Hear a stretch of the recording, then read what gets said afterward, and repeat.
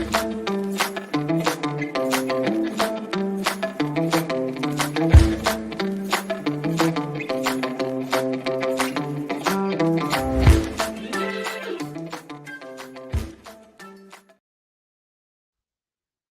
morning. Beautiful Saturday morning here in Winnipeg. We're here for the next episode 5 of Harness News Live. I'm Trey Colbeck. We got some interesting things to talk about today. We have, I lost my place here. We have a Canadian Horse Racing Hall of Fame inductees go up. Ontario Sire Graduate Series continues. Opening day at Hippodrome out in Quebec. Cal Expo closing weekend.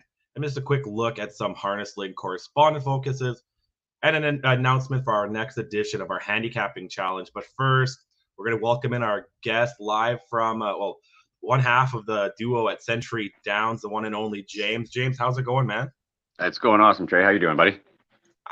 Can't complain. I wish we had live racing in Manitoba, but it's great to see Century Downs at least and Fraser and have some Western content going on. But yeah, speaking of you guys at Century Downs there, how do you feel your season has been? It's been pretty quick, and you just started your 2 nights a week. How are things going at Century? You know what? It's been good this year. Our purses are really good. We have some really full field sizes. It's one of the things I talk with my cohort Josh about quite a bit is, other than Woodbine, we have the best purses in Canada at our racetrack. So, I mean, I think Century's really become one of the hidden gems of harness racing in North America, especially in Canada and Western Canada. And the fact that we have only 2 days of racing a week, so it affords you the ability to have a lifestyle to go outside of racing and do things such as ski and break your leg possibly. Well, that's always good. But yeah, you also have today, I believe, you have a couple stake race eliminations. How do you feel that now you're kind of slowly getting into stake season and the real meat of your season? Well, it's crazy because we had that little bit of a break, and it seemed like we had all this time, and then all of a sudden, bam, like stake seasons, pardon me, here right now. And a lot of our 3 and 4 year olds are back qualifying. Our 2 year olds will be qualifying soon. You've seen a lot of the last year's 2 year olds qualify the last couple of weeks and come back, and some very impressive miles. Art's Inspiration, or She's My Inspiration, went a huge mile the other day, mile 54 as a 3 year old, her first start back. So it's a lot of fun seeing them come back, and then we'll see the 2 year olds in another 6 to 8 weeks start qualifying, and all our stakes ramp up, and then into the super finals. And man, it'll be a blur, and we'll be up in Edmonton again. Well, actually, let's talk about Edmonton. Like that, how do you feel about the success at Century Mile lately? You guys had a killer New Year's Eve card, breaking records. Century Mile has almost been doing better than Century Downs sometimes. What's been going on up there, and what did you guys find? How did you find success there? Well, man, probably gonna hear about this one, but if I'm gonna be blatantly honest, we need lights at Century Downs. We have the ability to race at night there and capitalize on times when other harness tracks really aren't running. Our major competition would be Cal Expo, which shuts down soon, as well as Fraser. So if we were racing at 7:15 at Century Downs and we're kind of one of the last tracks available to gamble on, I think that's one of the spots you see that we really do pick up, especially that New Year's card. We were really the only track going. And the truth is, we do have a fantastic product. We have full fields. Our exactor payouts are crazy, man. Like, I talk about it on the show all the time. You can get a 6-to-5 shot to a 3-to-1 shot and a $25 exactor payout. And it's just, like I said, between gambling and everything else, I hope this product does catch on, because it does deserve a little bit more attention. Well, yeah, speaking about attention, you have a few themed event days coming up. Do you want to talk about some of them? I think let's start with Student Night, right? You want to talk about what's going on at Student Night for everybody watching? Yeah, for sure. I mean, it's when I stepped away from racing, I was lucky enough to Century and Asha wanted me to help plan a few extra events outside the marketing department, because Karen and her department are just swamped right now with everything they're trying to keep up with the casino. And one of the things I came up with College Night. Me and Josh Murphy were working on this one together, and it's just a way to get the younger people interested in racing and out to the track again. And we have a promotion starting May 12th, where for $25 you can come out to the track. You get a ticket to get into a special area that has a DJ and everything that's specifically for the college students. You also get a burger, fries, like you get a meal with it, a program, and a $10 betting voucher, as well as being entered into a draw for a $1,500 scholarship and a computer. So, I mean, that's for $25. I don't know if you can go wrong with that. I mean, I wish I were still a student and could get in on that deal. Exactly. Costs a lot more than $25 to go have fun at the bar these days. So that's a pretty good initiative. And you also have the Women's Day in Racing. So when's that? And who do you got coming out for that? July 22nd, it actually runs along with one of our stake of limbs that day for the Ralph Klein and I think it's the Gordon Isla Rumpel or the Century Philly pace. I can't remember. So it's something I should do a little more work on. But if you watch our show, I read the program about 10 minutes before it starts. So, but anyway, back to Women in Racing Day. Casey Coleman's coming out. She grew up on the West Coast and was a good friend of mine as a kid. Still is a good friend. We talk every now and then. We have Natasha Day coming out to represent women in driving because she's been doing amazing. And it's good to see her getting the opportunities out in Ontario that she has been getting. And then kind of like she's representing our drivers. Casey was a trainer, and then representing a third way for women or just anybody to get into racing is the broadcasting side. And Heather Vitale is going to come up and join us for the day. So I'm excited about all that. I'm excited to meet Heather because she does a lot of what we do, Trey, and just seeing how she does it and how I can add to what I do is, I think, invaluable. Yeah, that's awesome. That's awesome. So also, we got one more day too. Right, May 27th, we have Mental Health Day, Mental Health and Racing Day, where we partnered with Canadian Mental Health Association Calgary region to help raise funds for mental health. And we're also, I believe, going to have the Zane Lutz Memorial that day. Zane is a young horseman from out here that had unlimited potential and unfortunately didn't see it in himself and lost his life due to suicide. So we're going to have a race to honor his memory and help people remember that there is help out there. And you know, I'm luckily a success story that went through some depression and I always tell people, I know I'm crazy, I'm papered, I've been to the psych ward. So it can happen. You can come back. I can echo that. I'm very open about my depression as well. And yeah, it's you for sure. That's a great initiative, man. I love it. But one thing I am jealous about is you get to watch maybe the best driver in Western Canada night in, night out there in Chris Brown. No, I'm just kidding. Brandon Campbell. You get to watch Brandon Campbell. How is that like to watch a guy like that who's he doesn't seem to slow down? You know, he's in Calgary today. He was in BC yesterday, and I think he's in California tomorrow.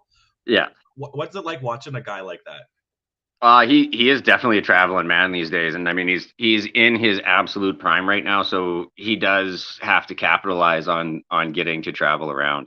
And to be honest, the fan in me loves watching Brandon, and the gambler in me loves, like, it makes things easier for me when I'm looking at what horse to put in, or if I'm looking for a long shot to put in third or fourth, and Brandon's driving one that's 20-1 in the program. He's usually the one to put in. The competitive driver that's left in me says, come on, man, let me put my suit back on. I'll show you who the best is. So, I mean, it's fun to watch him. And you know, there are other guys out here. Like Mikey's been doing fantastic lately. He had a great night last night. Nathan's been doing great. As many times as I throw him under the bus, it is good to see somebody else starting to step into like a Fats Jerry Houdon type of role. No, it's perfect. There's no lack of talent in Alberta, right? Like you have a great product for horses and drivers. Fortunately, you can't be out there doing it, but you know, yeah, that's great. I'm just you said something and now I lost my thought, man. I hate when that happens. You said something and I was like, oh yeah, the 20-1. Yeah, I hit the jackpot Fraser because I bet on a 21-1 long shot that's a Campbell Marino combination. And I'm like, who doesn't bet on that, right? Like, so, you know, yeah, it's always great. But you know what, man? I'm going to let you go. I know you got to get ready. You got to start looking at that program for today. Thank you, man, for joining us, and we'll talk again, okay? Awesome. Thank you very much, Trey. Congratulations. You've been doing a great job, bro. Awesome. Thank you, man. James, everybody. James Jungquist. Great guy. Make sure you check out him and Josh at Century Downs today. I believe it's 3:15 Eastern Post time there. Man, let's get back into the meat of the news, though. So we're going to kick off. Some Canadian Hall of Fame inductees were announced.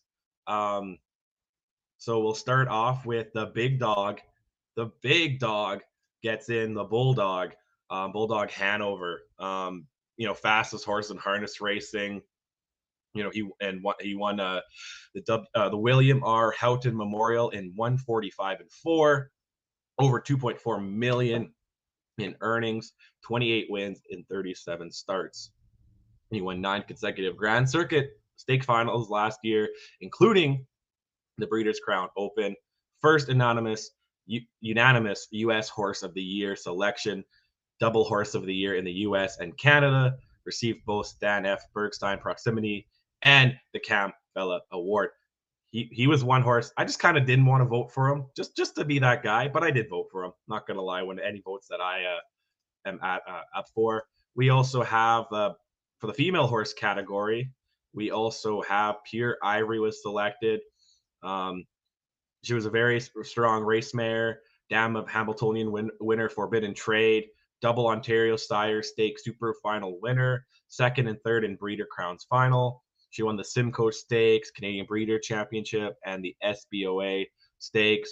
22 wins and over 1.4 million in earnings from 43 starts. Retired back in 2010. Dam of Forbidden Trade, like I mentioned, who's a double millionaire and a 2019 Hamiltonian winner. Awesome. In the driver category, Cristofuyo was the inductee for the driver category. One of Canada's best drivers in the mid-90s and mid-2000s era. Had a season of 4-digit starts through to the late 2010s and still active at Mohawk today. 4-time driver of the year, 6,759 wins and nearly 119 million in earnings. So great.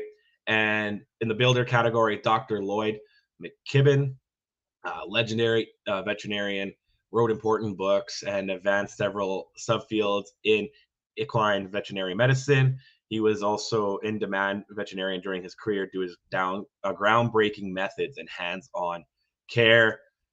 And I think he's got a book with a word I cannot say. So make sure you Google him if you want to see that book and read that. Sticking now here to still Ontario, they had the graduate series at Mohawk. It was deja vu there. Both winners also won their respective leg twos last Friday. These are the finals now. Sorry, leg three. Ace? Oh, sorry, my bad. Leg three. I don't know why I thought there was only 2 legs in a final. But you have Adair Castle, last year's 3-year-old trotting filly of the year, made it 3 for 3 on the season to win in the open trot division. Let's move something over here. And then, you know what? Let's look at the clip. Let's look at the clip here so I can sort myself out. Ace? Coming into the stretch, Mischievous Rose. Here's Adair Castle on the outside trying to get past her. Late speed coming from Safe Conduct. Deep stretch. Still there at the rail, Mischievous Rose. Adair Castle determined to get to her. Adair Castle is getting to her. Fighting on Mischievous Rose, but Adair Castle just too much. She's no one-trick pony off a helmet tonight. Adair Castle wins by a half length in 1:55 and 2. Look at that finish there. Adair Castle winning it in 1:52 and 3. Sorry, 1:52. Great finish. Great finish out there. This was a 4-year-old mare with 7 for 13 last season. Wins in multiple OSS gold legs, the Casual Breeze and the SBOA Stakes. Mark Etzel trains the Millionaire Mare. Silver Label won the 3rd leg for pacing mares. She fought off into the Mystic Moon to win by a neck at 1:52 and 3. She's now 2 for 3 this year after losing the first leg and winning the second. The mare who flies the flag for Miller Farms is now 14 for 25 lifetime. She was a 3-year-old pacing filly of the year last year with a strong OSS campaign and an SBO Stakes win. As well, James McDonald drives both of these star mares. Let's hear what from him after Silver Label's win. Must be pretty good to drive 2 dominant mares in each of the different divisions, isn't it?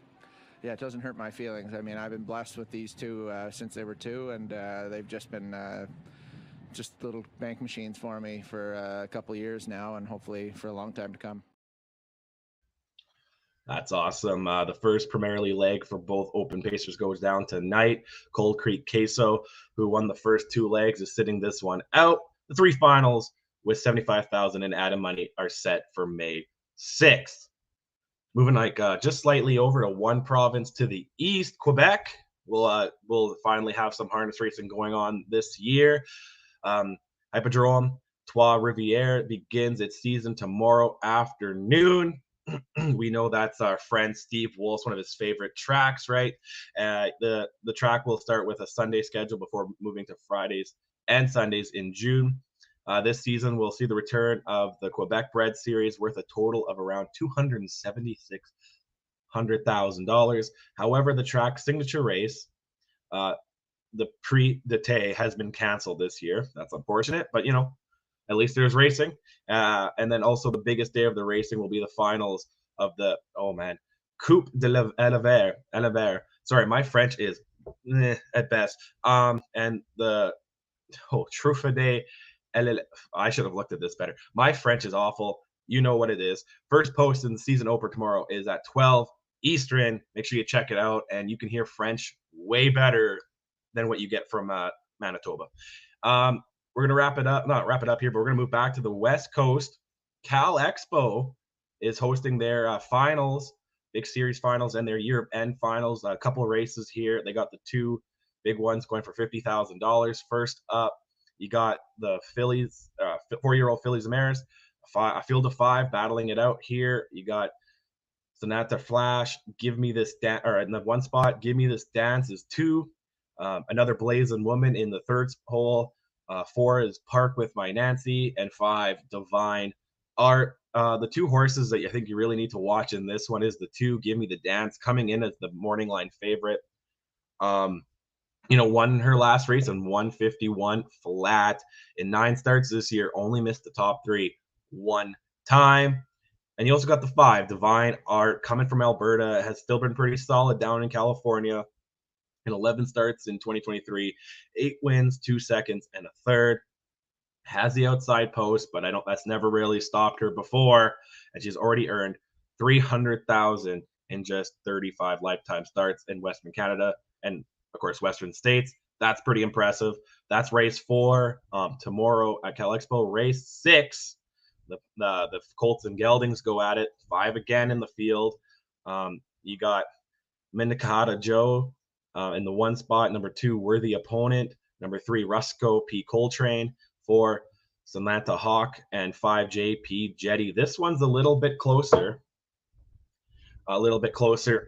In the field. You got a couple horses that are actually there. Number 2, Worthy Opponent, is the morning line favorite. 2 wins, 2 seconds, and 2/3 in 2023. Has a lifetime mark of 154-3, and his best time so far this year is 156-4. But he's teaming up with Cal Expo's leading driver, Luke Plano. So in the bike. So got a good shot there. You also have the 1, Minnetonka Joe, 5-2. I just talked about this guy with James. Brandon Campbell goes down there and will team up with this one. Give Campbell the inside post. You never know what's going to happen. This horse has yet to win in 2023, but found the winner's circle 4 times last year, a lifetime mark of 155-2. He achieved that at Fraser, so let's see what he can do now on the full mile track at Cal Expo. And last, certainly not least, the round of the top 3 is the 5, JP Jetty at 3-1 morning line odds. Got 5 wins in 4 seconds and 11 starts this year. He also earned a new lifetime mark his last race in 154-2. That's everything going on there in Cal Expo. They got a great card again. I think mandatory payout too, obviously if it's their last day tomorrow. So make sure you check that one out as well. After, of course, you watch Hippodrome 3R in Quebec. Here's a little Harness Link correspondent focus. We got, check out all the great work going on down at Harness Link. Me and myself and Ace and all the great riders that right there. Check out all our stuff. We got Kim Rinker discuss the pedigree of Kiwi. Ilette Lop, Hopeful Just Believe. She also wrote a feature on the Chicago High School of Agriculture Sciences and Denny Dono, who tries to bring horses and racing to students. Terry Gange continues his coverage from around Australia and received 2, not 1, but 2 Joseph Coulter Media Awards. Congratulations to our co-worker there. Brad Reed reported on the success of Muscle Mountain and the Peter Breckton Memorial National Trot, and driver Natalia Rasmussen reaching 13 million in earnings with a Group 1 win. Tim Hicks covered big racing in France and Italy. Bruce Stewart provided coverage from New Zealand, including action from Ascot Park and Invercargill. And Nicholas Barnsdale produces reports for race nights across Canada, such as the Ontario Graduate Series last night. Yeah, so check out all the great work. That's a mouthful. And last but certainly not least, if everyone remembers, I lost to Ace in our handicapping challenge a couple weeks ago. It's time to announce. Yeah, here he is. You have to come in for this. It's time to announce the second installment of this. It's confirmed. It's official. Harness News Live Handicapping Challenge 2 will be on our next show Saturday, where Nick will defend his title against Churro Raceway's Grady Hashi. Nick, and reminder of the rules, Nick and Grady will have a hypothetical $75 to bet on Churro's opening day card, which goes the Sunday, the day after. And yes, it's hypothetical because I believe Grady is still 17, so we have to say hypothetical extra hard on that one. You have to make a minimum of 3 bets, and whoever earns the most from those bets will be crowned the undisputed Harness News Live Handicapping Challenge of the world. Good luck, boys. I probably might have to face the winner of that. I have to try to get back into this, but we'll see. That's just that's me being Dana White, kind of preluding to upcoming fights. Nothing in concrete yet. But also catch us next Saturday. We'll also have other churro broadcaster Melissa Keith. She'll join us too to talk everything churro. She'll talk about the actual stuff, what's going on, gearing up for the year, while Grady hopefully beats Ace in our handicapping challenge. That and a whole lot more next Saturday at 11 a.m. Eastern. And don't forget, we also have the Wednesday show at 2 p.m. Eastern. This is Harness News Live, only available on Harness Link. On behalf of myself and Ace, see you next time, everybody. Goodbye.